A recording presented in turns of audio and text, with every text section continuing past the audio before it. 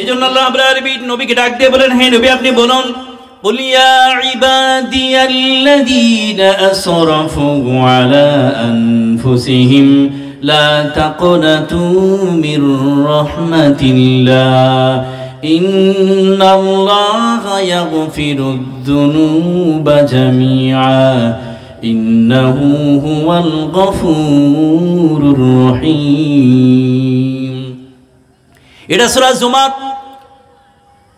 24 নম্বর পারা 3 নম্বর পৃষ্ঠা 9 নম্বর লাইনের 53 নম্বর আয়াতের অংশ। এটা তাফসীর মারিফুল কোরআন থেকে বলছি।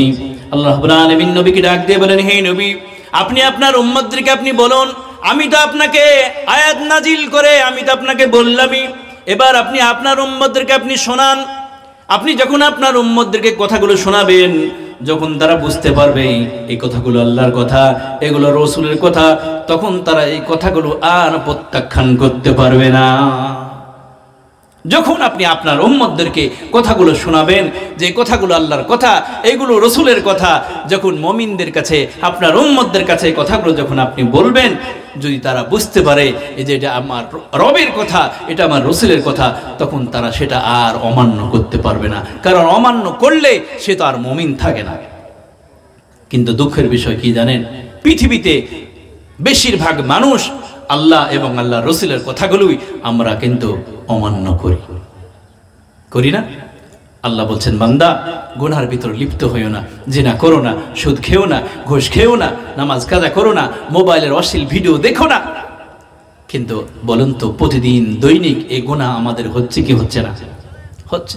তার মানে আল্লাহর কথাগুলো আমরা অ্যাভয়েড করে চলছি, অমান্য করে চলছি, রাসূলের কথাগুলো আমরা অমান্য করে চলছি। অথচ আমাদের উচিত ছিল আল্লাহ এবং আল্লাহ রাসূলের কথাগুলো ঘাড় পেতে মেনে নাও, কিন্তু আমরা কথাগুলো আল্লাহ এবং রাসূলের কথাগুলো অমান্য করি। অথচ দুনিয়াতে সাধারণ থেকে সাধারণ মানুষের কথাগুলো আমরা মেনে নিই, মা বাপের কথাও মানি, আমাদের শিক্ষকের কথাগুলো মেনে নিই। একজন ডাক্তার রোগীকে যখন বলে আপনি যদি সুস্থ থাকতে চান তাহলে আর কোনোদিন আপনি মিষ্টি খেতে পারবেন না, আজীবনের জন্য মিষ্টি খাওয়া ছেড়ে দিয়েছে। ডাক্তার বলেছে আপনি যদি সুস্থ থাকতে চান আর চিনি দিয়ে চা খেতে পারবেন না, আজ 20 বছর চিনি দিয়ে চা খাওয়া ছেড়ে দিয়েছে।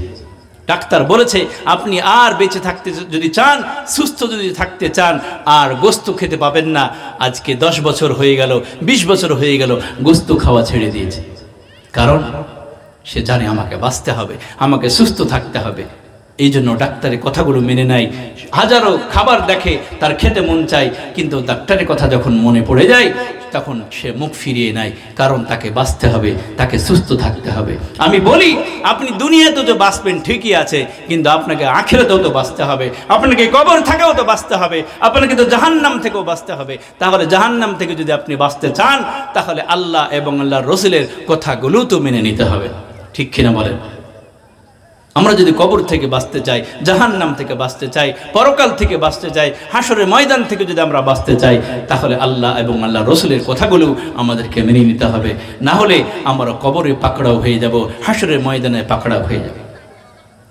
কারণ তাদেরকে বোঝানোর লোক নাই।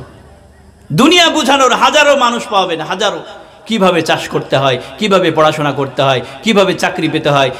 দুনিয়ার সমস্ত ভালো কাজের জন্য মানুষ তাকে বোঝায়, এই করলে তুমি সফলা হতে পারবে, এই করলে তোমার ভালো ফসল হবে, এই করলে তুমি চাকরি পাবে, এই করলে তুমি ব্যবসায় সফলতা লাভ করতে পারবে।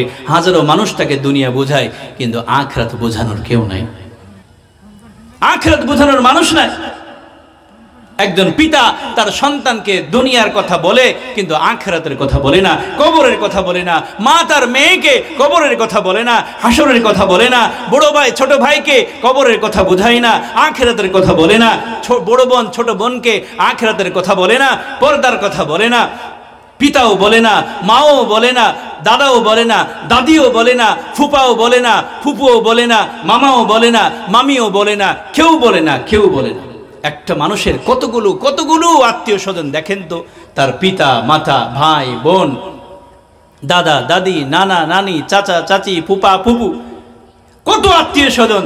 যদি ওই সন্তানটাকে প্রতিদিন যদি একবার করে বোঝাতো, একবার করে তারা আত্মীয় স্বজন সকলেই তাকে যদি কবরের কথা বোঝাতো, হাসরের কথা বোঝাতো, আখিরাতের কথা যদি বোঝাতো, আল্লাহর কসম করে বলছি ওই সন্তানরা, ওই যুবকরা আজ এত ভোলা বলতো না।